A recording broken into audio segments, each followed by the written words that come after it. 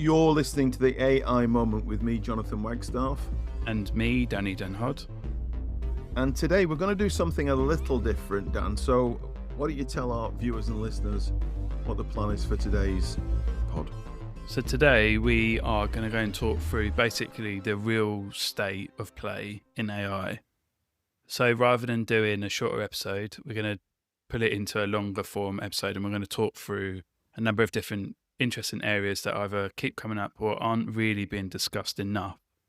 And what Jonathan and I end up doing in and around recording is we have these on mic and then off mic conversations.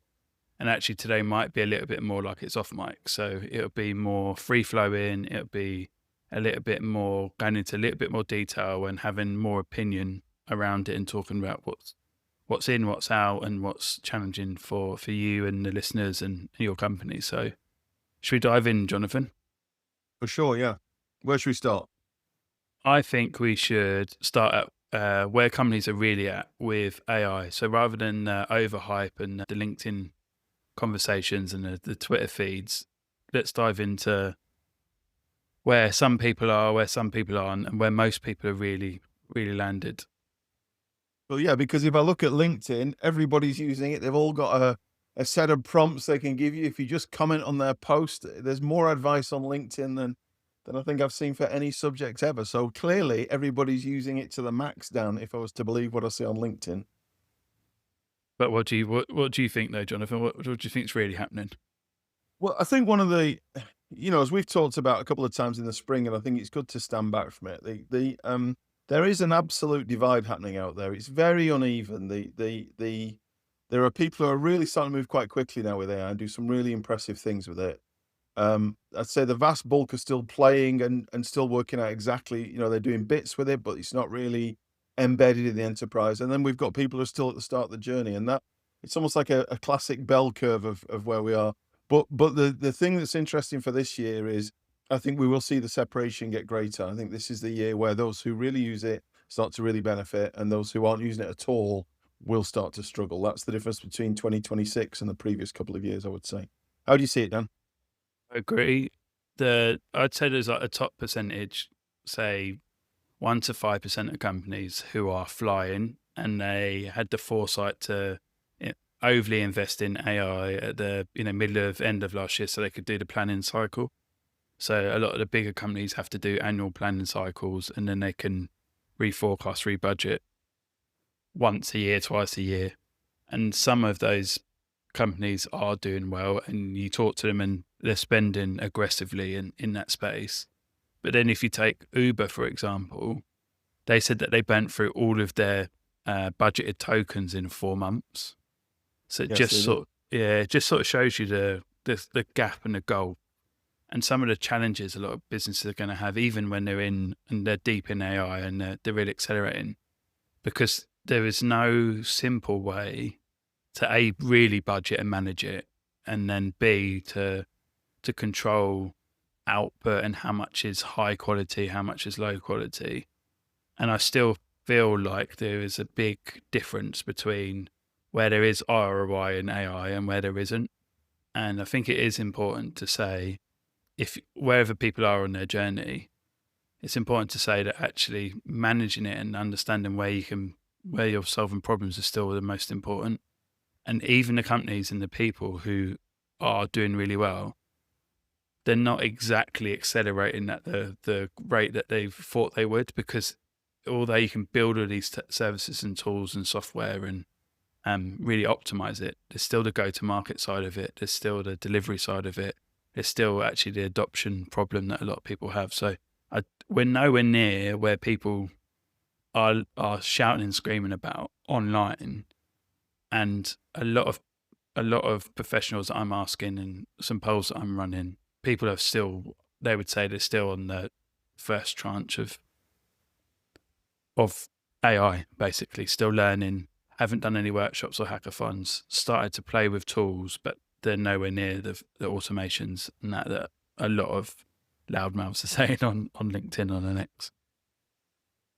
Yeah, and you make an interesting point there, Dan. I think one of the things that we're starting to see now is obviously the software vendors are rethinking some of their pricing models because they can't price around seats. So we're starting to see some of them trying to copy the AI vendors who are pricing around token usage.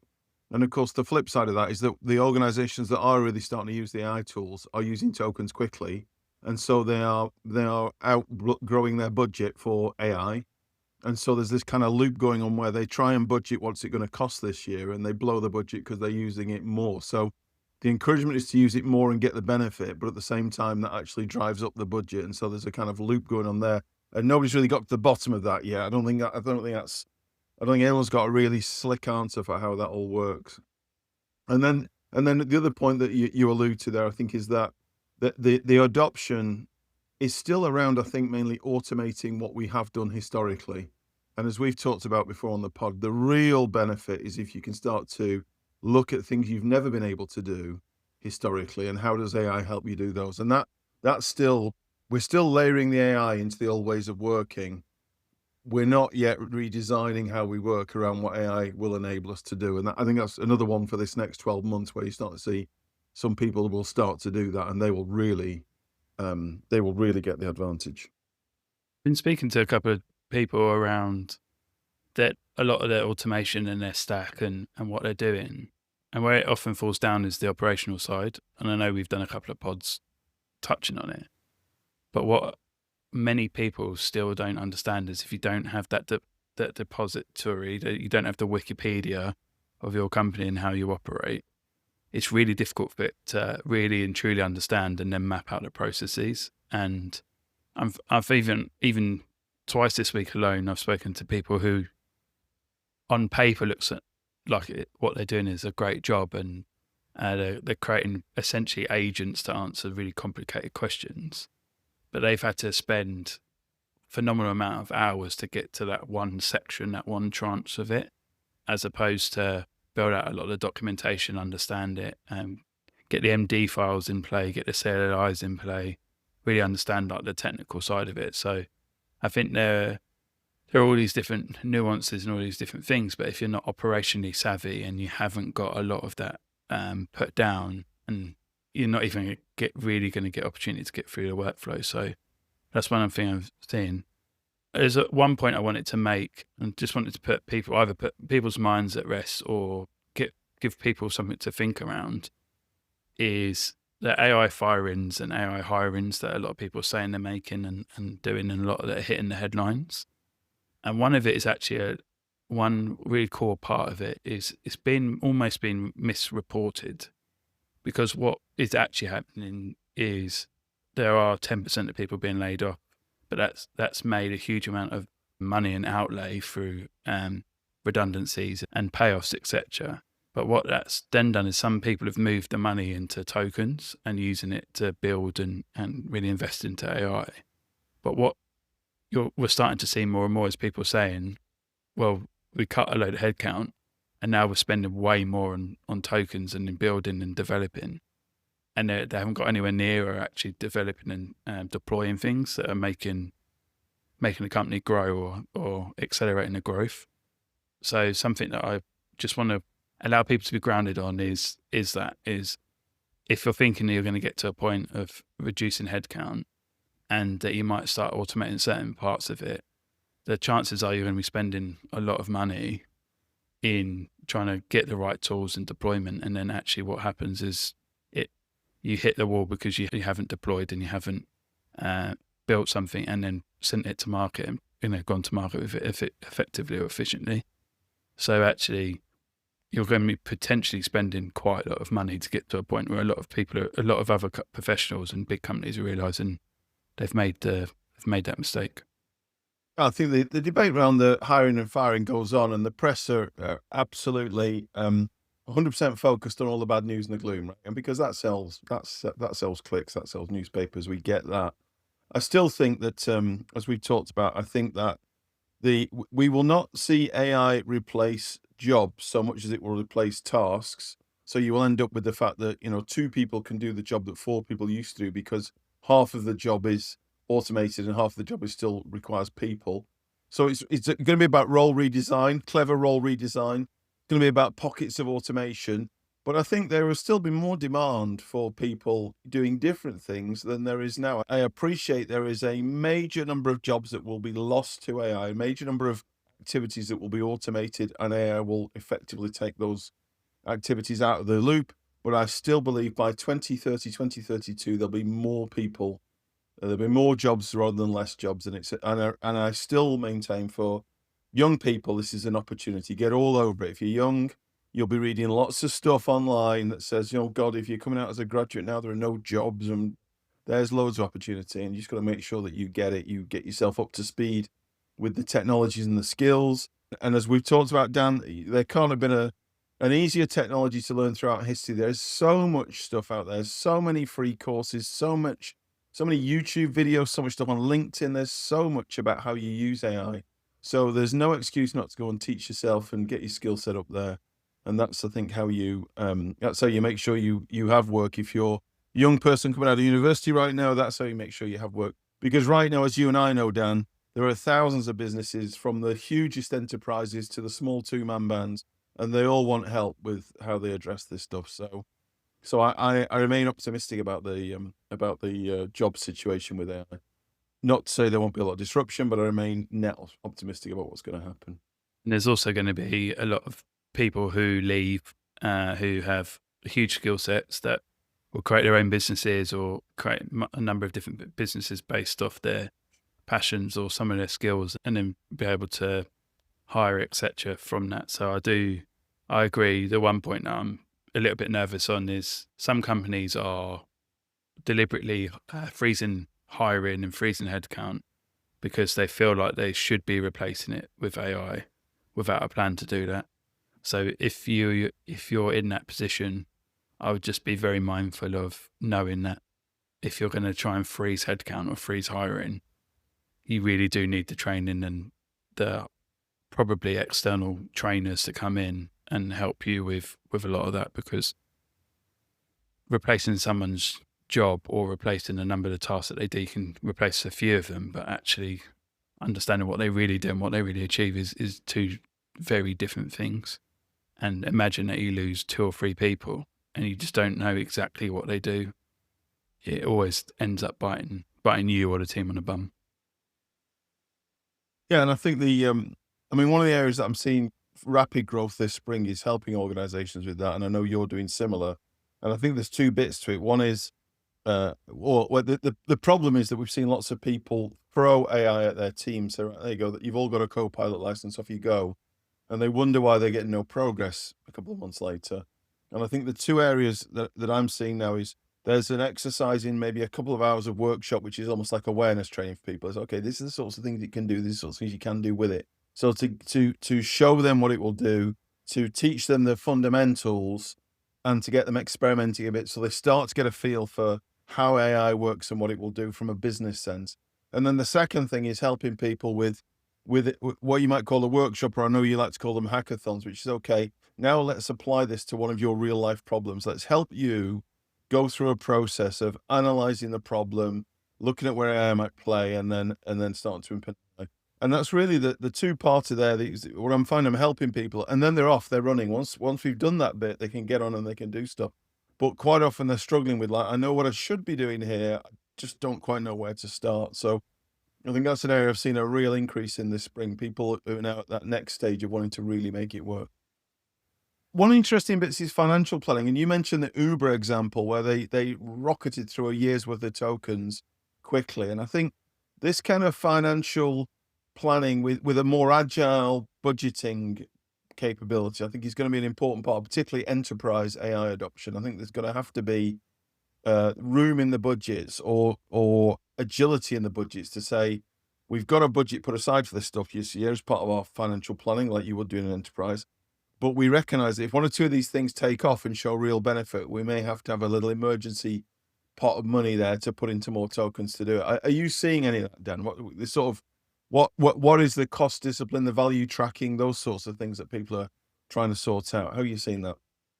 Having worked in a few listed companies and working at large organizations, it's very difficult to plan for flex in budgets. It's not impossible, But working at these big organizations, that it is, unless they ask you to reforecast and save money, you don't, this war chest that people talk around doesn't get unlocked. So talking to like colleagues or former colleagues within the industry or from my past, a lot of companies are trying to be a little bit more flexible with it. I personally don't know many companies who are really shouting about that, the ROI from AI yet. There are a few companies that have accelerated production and gone to market with a load of features, but haven't necessarily had booming success. So I haven't necessarily seen it. When I was talking to someone I coach recently, we were talking around how they could be a little bit more flexible and how they could have more flex within their budget to ensure that they're actually investing in the right areas. And the way that we were talking around being a little bit more flexible was because their roadmaps should technically be a little bit more flexible. They're doing a far more sprint-based work. There's not many that are actually going, to 4 to 6 to 8 weeks worth of work. Actually, what they can then do is budget accordingly and then connect it. So rather than it being a 6-week deployment, they're doing 2 weeks, and then they're understanding how successful something is, and then being a little bit more flexible about applying token or token usage from successful deployments. But what that does mean is you have to be across that all the time, and without the right management and the right oversight and the right dashboards, it's really difficult to do that. So I don't know many people personally that can say that they've had these big wins yet.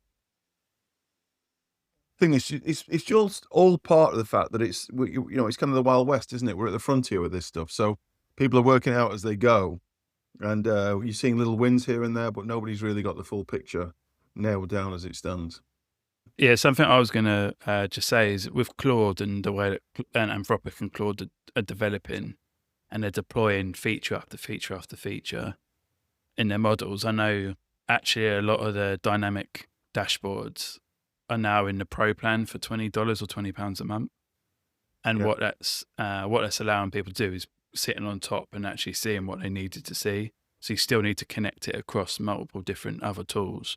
But rather than having Tableau and some of the really expensive third-party or external tools, people are now pumping it through Claude and seeing some good results. So that might be something people to keep an eye out on. And obviously Google and with Gemini and OpenAI with ChatGPT, that'd be something that they plug and play really quickly as well.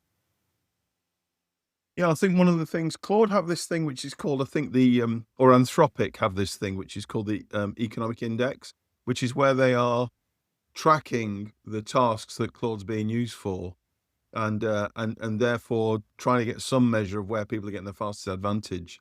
And I think I think that's one of the reasons that they're starting to pull away this spring. They've seen rapid advances.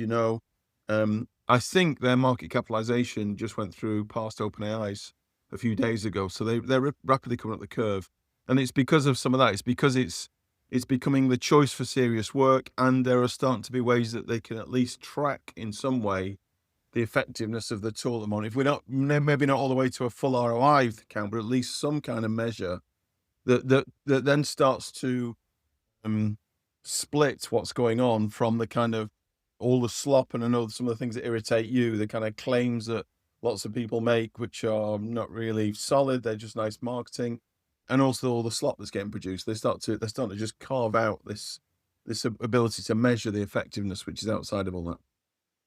Yeah, my bugbearer, Claude is winning enterprise, and rightly so, because it's building for enterprise. It always has done. It hasn't deviated too much away from that. But my biggest bugbearer is the way that they're marketing. They're using fear-based marketing to go out and saying that their latest mythos is the most powerful ever, and they've basically used it to fearmonger and make people super aware. So yes, it has uncovered some security flaws, and people have had to build around that once they've tested it. That's always going to be a case with code, because things aren't updated, things are matured. But a lot of these brands, they're crying wolf and overselling their models will backfire. And I can't shake my marketing background. So the one thing that's in me is, yes, you should do fear-based marketing because it does get mass awareness and does drive a lot of adoption. But you can't be a brand now that cries wolf and expect to get away with it, because OpenAI have received a lot of backlash since the Sam Altman hit piece, since some of their over promises. So it's just, I think because the sentiment for AI is so low, if you're going to cry wolf, there's going to be repercussions, and I wouldn't want people to be put into danger or use these powerful marketing messages to actually hinder some of the staff. I mean, that brings you nicely on to where ChatGPT is going in terms of the consumer market. What do you think, Danny? There's all sorts of questions as Claude grows quickly, as Gemini is starting to demonstrate the strength that you and I both thought it had. That's starting to come through. Where's ChatGPT with consumers? What's going on there? There's a lot of noisy people that say they've moved, and then they released the image model yesterday or the day before, and now everyone's saying how amazing it is. So it's one update, and then people will look to be promiscuous and jump around, which is one of the lovely things about AI at the moment. You're not sort of tied down, and switching costs are still low. But for me, with ChatGPT and a lot of things that are going on in and around OpenAI, some of the things that they've done is quite smart, right? So these beta apps that they've sort of released, they've got Starbucks, they've got Little Caesars is a really nice example. There's Etsy, there's Booking.com, there's Walmart, and you can go on and basically there's micro apps or mini apps, a bit like there would be an AI super app, and you can go and do your shopping for it and you can complete. So Starbucks still want you to go through their app and complete through the app or through the web, which is understandable. But the way that they've been thoughtful and bringing in big brands into their ecosystem and letting you transact in it is still a nice play from them. It's still a smart play. One thing I do think that they're going to struggle with is probably adoption, because I don't know many people that would choose to go and order their Frappuccino or choose to go and order a pizza through ChatGPT unless they're sitting in it and it's come up and prompted them to do it. So that would be my sort of consideration. And one thing I'd have for you, the question for you, Jonathan, and we haven't necessarily spoke around it, but I still don't think that chat and text is the way that people would really want to buy and order things through. I know Google kind of tried, but I don't know what you think about it, but I don't know how many people who would change the way that they work and order things is to do it through a chat window or a chat box. Well, I think I agree, Dan. I think that it's still an evolving sphere. I think the voice element is where that's going to work, right? The voice. There's two things going on in my mind. One is there is resistance at the moment, but then there always is resistance. So, when online ordering first came along, people I'm not sure about typing everything on the internet. I'd rather phone up and do it. So people take time to get there. And I do think the voice says, if you just pick your phone up with the ChatGPT app on it and say, hey, ChatGPT, order me a pizza and order me a Starbucks and get them all, I'll swing around and pick them up or whatever. So I think you're right. I don't think we're all going to sit there in chat windows and type loads of stuff in, especially when you can do it in 2 clicks on your Starbucks app. But I think the voice element might well come to play. And then, of course, as we've talked about a while ago, then that becomes Starbucks will doubtless embed all that in their app anyway. So there'll be an AI-based Starbucks, which makes it very, it knows your favorite drink, and you just have to pick it up and go order it again.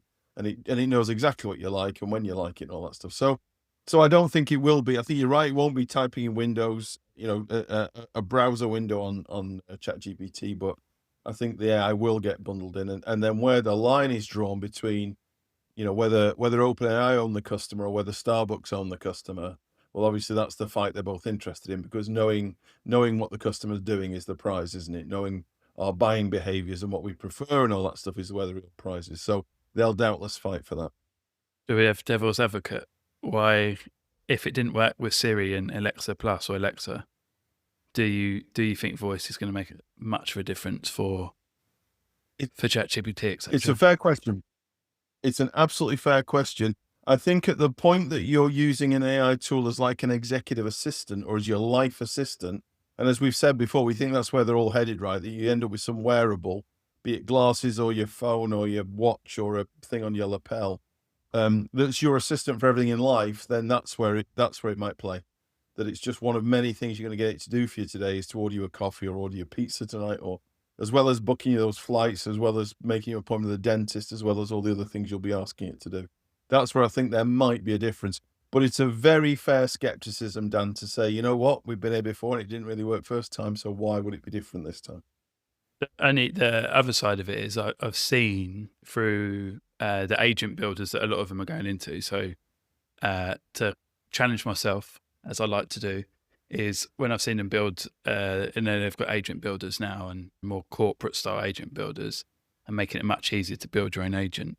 So I think what most people start their day in, like an office environment, they start their day in Outlook or Gmail. So it's always email. But actually, if you're smart, you'd start in calendar and you'd work out your day and then you'd work out ways of doing it. So I think there's a huge opportunity where once AI truly sits across it, then you'll be able to say, hey, you're running late for a meeting. Do you want me to order you lunch? Or like, I do think there's that connection, and there will be more Slack style conversations, team style conversations, like yes or no. And it'll be like, do you want the same lunch this day? I think there will be that interface that will come up and it will learn enough about you to make it relevant. But I see that potential through Microsoft and through their agents or through Gemini and their agents. And if Claude and ChatGPT can sit on top and become your work partner or, your sparring partner at work, I do see that becoming a big potential area where I could prove myself wrong. Well, then you get in further, don't you? Because you've got your little personal assistant agent, and maybe you've got your watch on there, and your watch is looking at your blood pressure and all the other things that those devices start to do. And so now the agent's not only saying, "Do you want me to order your lunch?" but it's actually saying, "I've looked at your blood at the moment, and what you need is a tuna salad because you're short of these nutrients in your bloodstream, and I'm going to order you that." So it's starting to make decisions based on your well-being, etc., that it knows it needs to make for you. So sky's the limit there, Dan. The sky's the limit. Have you got like a view on, because you used to be all in on ChatGPT, do you have a view on if it's good or if it's evolving, or are you still going to be like a promiscuous user? Are you going to use all the different models? Well, right now I am at different times. I mean, the three I'm mainly focused on are Gemini, Claude, and ChatGPT, and I'm using all three of those at different times to do different things. Well, a couple of things that are interesting. One is I think we are starting to see a degree of separation. In other words, I think that, our advice when we started the pod this time last year, we were saying to people, just pick one and play with it because they're all about the same and they keep leapfrogging each other. And that is still true to an extent. But we are starting to see for certain tasks now, some of them, maybe Claude is better at this kind of task than ChatGPT, and maybe Gemini is better at that kind of task. So we're starting to see a little bit of separation. Back to what we were saying a few minutes ago, there's people all over LinkedIn producing charts every day, which is here's what Claude's great at and here's what ChatGPT is great at. So we're going to see some of that go on. I still think Google have got the whip hand in terms of their integration with all the other things. They've got all that indexed history of the internet. They've got all those tools like Gmail and the Google suite of sheets and everything else. So I think they've got an advantage there. I think Anthropic have played an absolute blinder this spring, not just technologically, but politically. I think that move to resist the US government seems to have got them a lot of friends, and a lot of people have switched to Anthropic there. I think some of the guys at ChatGPT, they've still got a lot of things to talk about, and they would point at, they've got getting on for 1 billion active users a week. So this is by no means an organization in trouble, but I still just have this little inkling that are they going to be to this decade what some of those companies like Netscape were in the 90s, and that they've shone and burned brightly for a while, but they've really got to get the next stage right. They've really got to get enterprise right if they're going to move on to the next piece from there. So at the moment I'm using all three. I'm trying to use horses for courses, Dan. I'm quite often doing something on two at once. So I put a question in, or I put a conversation into two and see what kind of answers I get back. It'd be interesting to see how it plays out. What's your view at the moment? I know you're primarily a Gemini fan, but are you still using the others as well?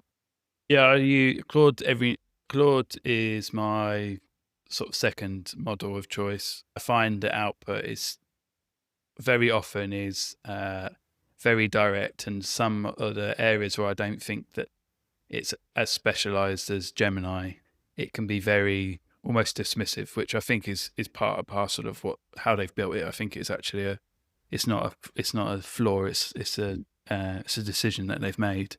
But yeah, Gemini for me, and Gemini is baked in so many across different web apps. It's in everything, so people are using it without even really truly knowing it. And once now it's sitting across YouTube, it's sitting across the apps that people use, etc. And it's still very high up in the downloads in the app store. So I think we'll see that move forward.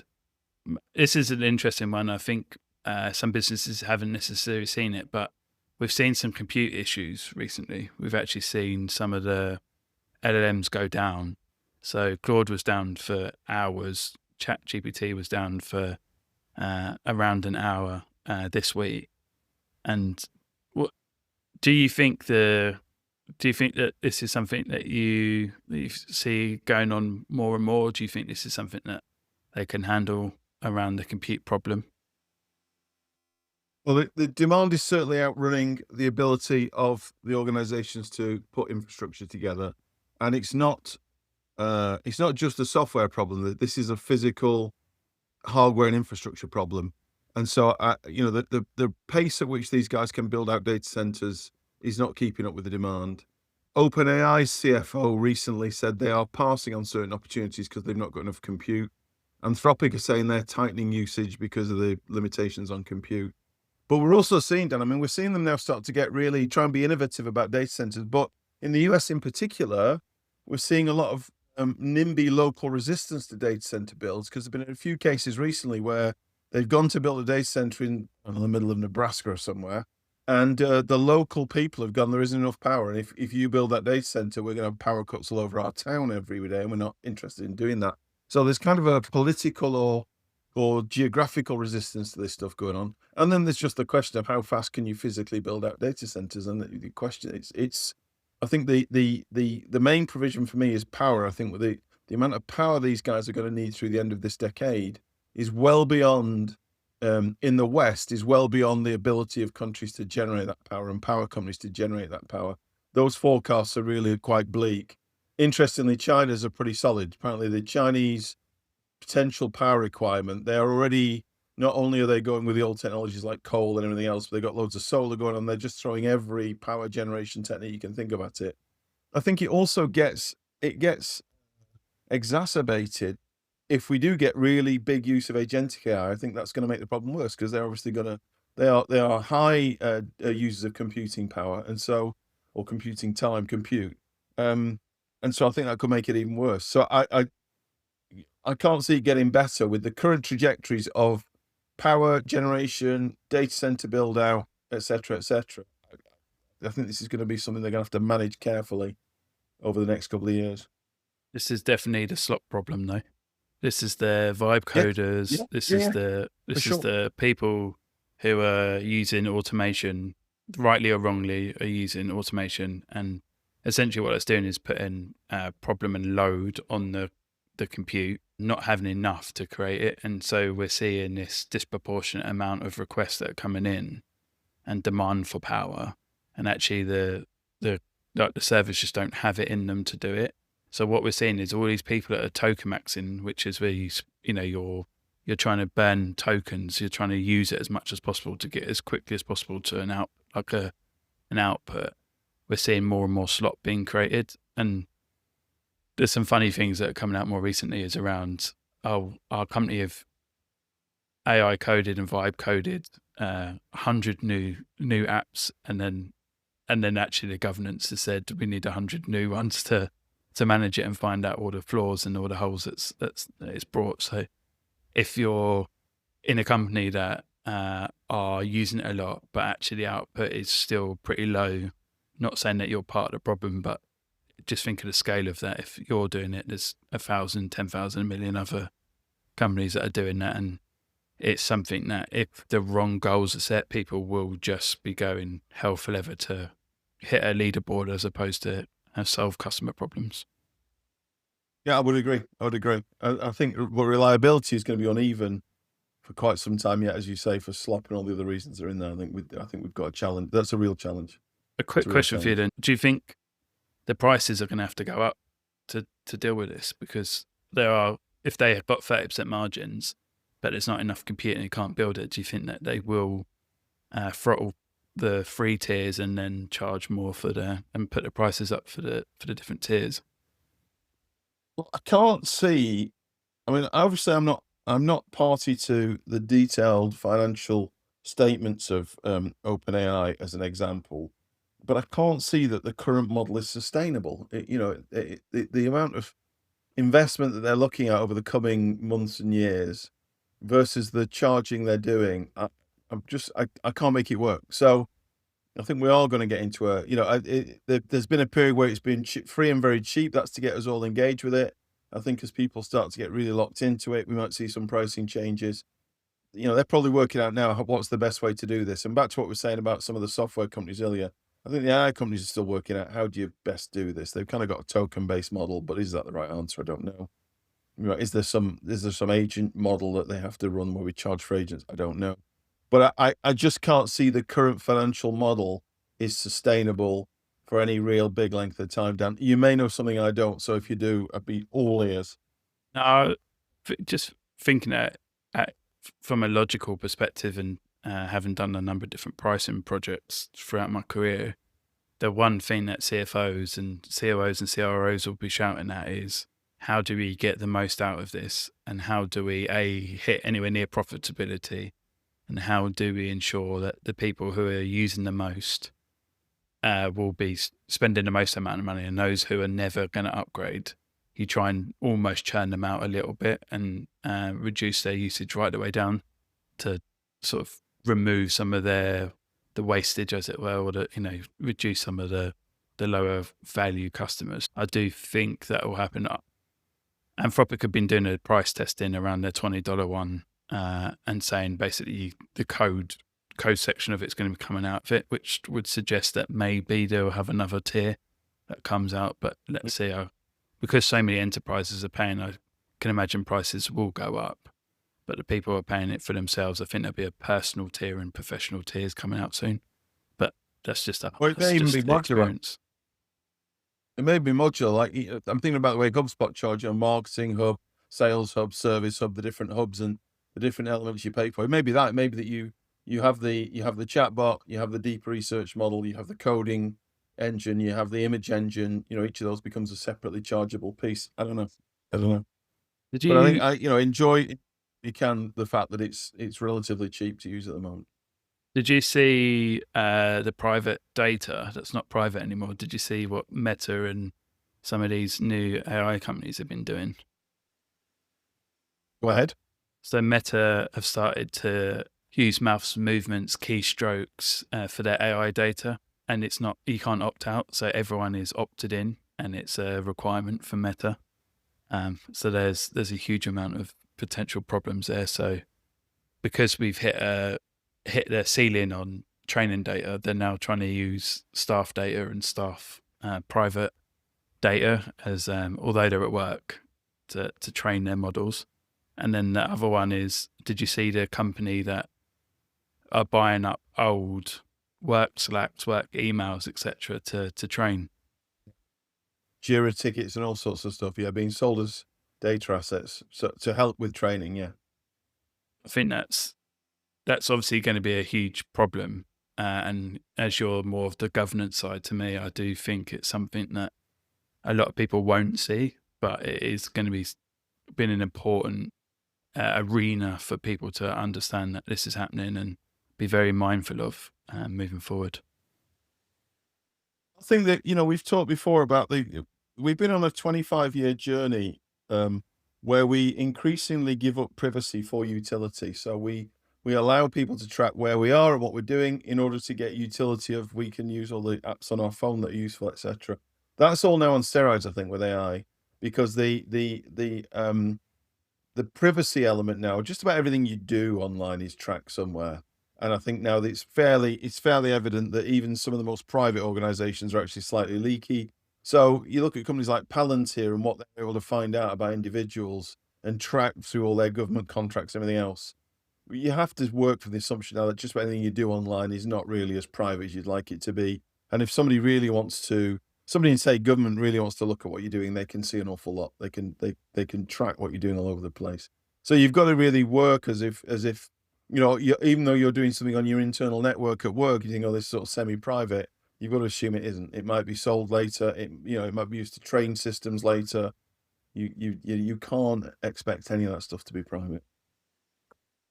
So if we were to, in a couple of or a few bullet points, how should we sort of guide people, and what's actually happening under the hood for people to move forward and feel confident, or feel like there's a couple of areas they need to catch up on?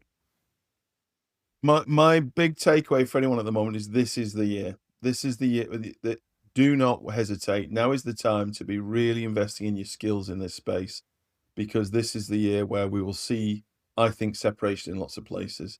And from a business point of view, departmentally, I'm still working with some biggish companies who have not really put AI into, say, their sales operation.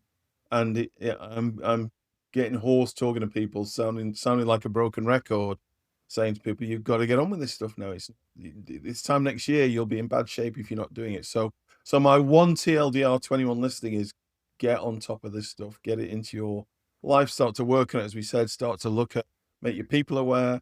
If you're a leader listening to this, if you're a departmental leader, or if you're a leader of a growing business, what is your leadership vision about the future of work in your organization? You need to be thinking about how will you paint the picture of where your organization is going to be in 3 or 4 years with AI integrated into its operations. That's a picture that everybody can get behind and work towards for you. So you need to be thinking about that as a leader. So that would be my TLDR, Dan. How do you see it?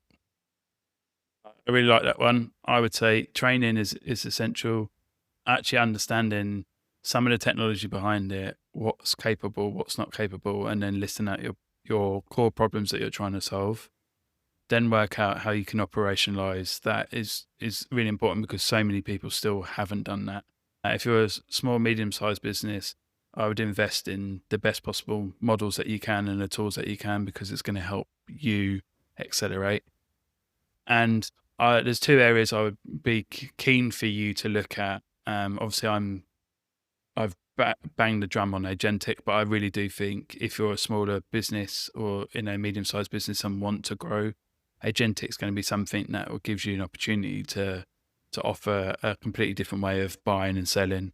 A lot of companies are looking at it, but not really doing much. There's so much movement in there. I would have a look, and then don't try and build something that already exists around attaching to emails or building presentations and then creating websites and all different things that sing and dance, because you're overcomplicating things and that behavior already exists.